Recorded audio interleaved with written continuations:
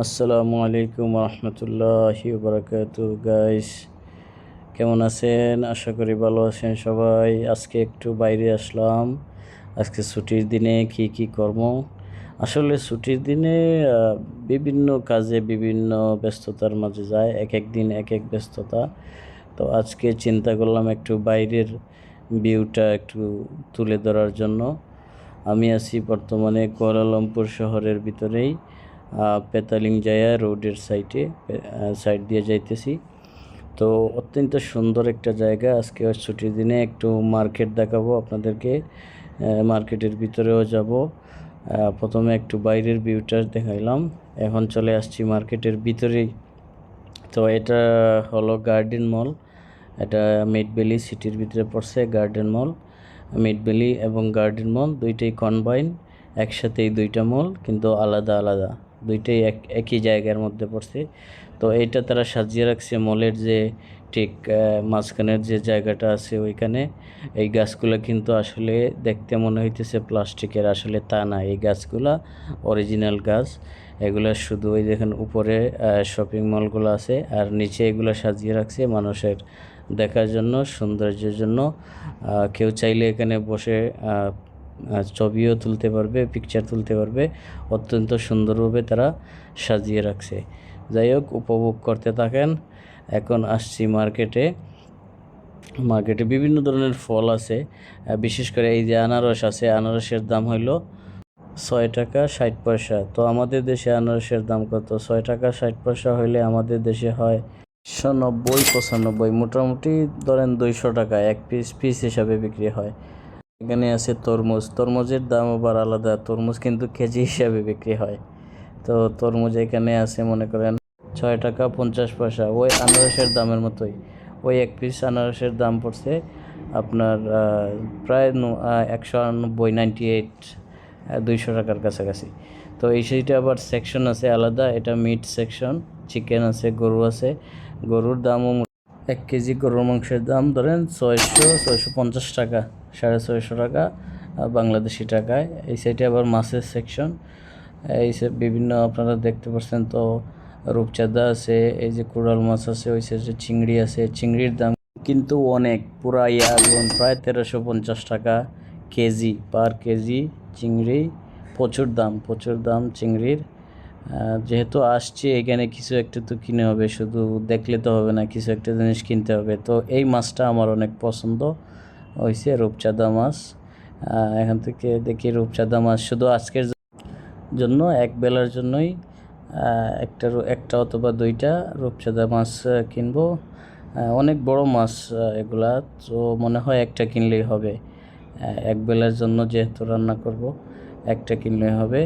তো মাছটা আমি আসলে কিনে ওদেরকে কাটতে দিয়েছি, কাটে পরিষ্কার করে তারপরে বাসায় নিয়ে আবার কাটা, এটা অনেক ঝামেলার ব্যাপার। এখানে কিনে তাদেরকে দিয়ে দিলে তারা পরিষ্কার করে দিয়ে দেয়। তো কত আসলো আমার টাকা? 10 টাকা 50 আসছে, 10 টাকা 50, প্রায় 315 টাকা। তো ঠিক আছে, আর কিছু কিনবো না আজকে। যেহেতু শুধু মার্কেট দেখাতে আসছিলাম, সেহেতু শুধু একটা মাছই কিনলাম। তো এখন পেমেন্টও নিজে নিজে করতে হবে।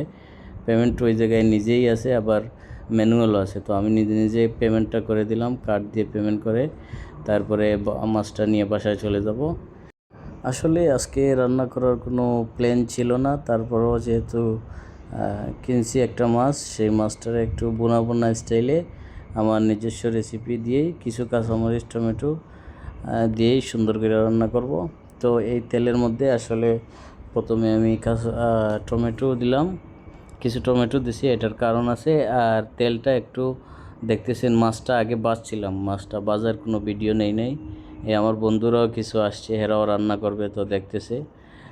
সো একটু পেঁয়াজ দিছি, একটু পেঁয়াজ দিয়ে এরপরে একটু টমেটো দিয়েছি।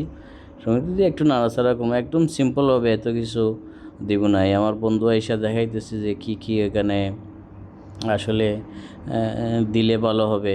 উনি একটু সাজেস্ট করতেছে যে এটা দেন, যেহেতু একবারের জন্যই রান্না, ছোটোখাটো হিসাবে, একদম সিম্পল হিসাবে রান্নাটা করব। তো এখানে আমি কিছু পেঁয়াজ, আদা, রসুন এবং কাঁচামরিচ একসাথেই ব্লেন্ড করে নিয়েছি।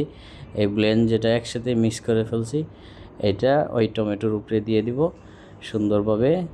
এখানে আছে পেঁয়াজ, রসুন এবং কাঁচামরিচ একসাথেই 3টা জিনিস ব্লেন্ড করে দিয়েছি। কাঁচামরিচ একটু বেশি ইউজ করছি, কারণ আমি সবসময় একটু স্পাইসি জাল খেতে পছন্দ করি। আমার জালটা একটু ভালো লাগে, তো এই জন্য যে কোনো রান্না আমি একটু জাল দিয়ে রান্না করি সবসময়ই। এবং একটু পানি দিছি, একটু পরে একটু পানি দিয়ে একটু নাড়াচাড়া করে তারপরে কিছুক্ষণ পরেই আবার মাছটা দিয়ে দেবো। মাছটা এই যে দিয়ে দিলাম, ভাজি করে রাখছিলাম সাইডে দিয়ে। আসলে অনেক ভালো একটা গ্রান বাইর হয়েছে মাছটা দিয়ে। একটু সময়, হালকা একটু সময়, যেহেতু মাছটা আগে ভেজে নিয়েছি, বেশি সময় তো আর রান্না করার প্রয়োজন নাই। শুধু হালকা ঝোলটা যদি একটু পানিটা শুকাই যায়, তারপরে তরকারিটা নামিয়ে ফেলবো। তো এই ছিল আজকের আমার রান্নাবান্না শেষ হইলে আজকে একটু খাওয়া দাওয়া করব। রান্নাটা ঝোলটা একটু শুকিয়ে গেছে, শুকানোর পরেই আমি আসলে নিয়ে নিতেছি আমার বাটিতে।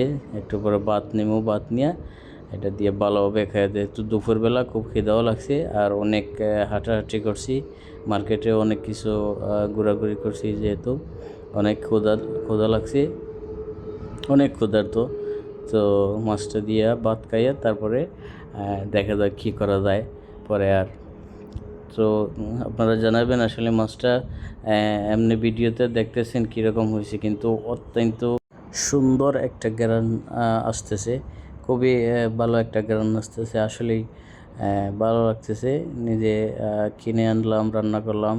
এসেটে হেরা রান্না করবে মুরগি, তো তাদের মুরগি কাটা শেষ, মুরগির যে পাউটা আছে ওইটা গরম পানি দিয়ে একটু আপনার ভিজিয়ে নিতেছে। এই যে আমার তরকারি রেডি হয়েছে। Thank you so much, thank you.